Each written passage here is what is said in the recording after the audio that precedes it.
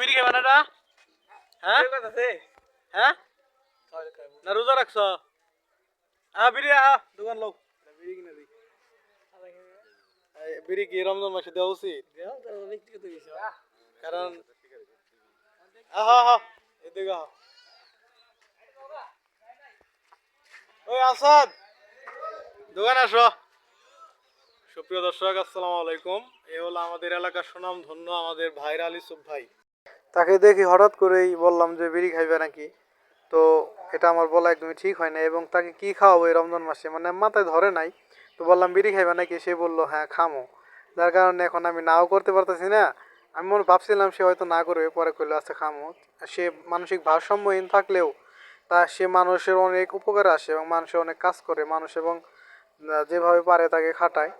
তো এই ভিডিওটি কেউ ভুল বুঝবেন না, আশা করি সকলেই সঠিকটা বুঝবেন।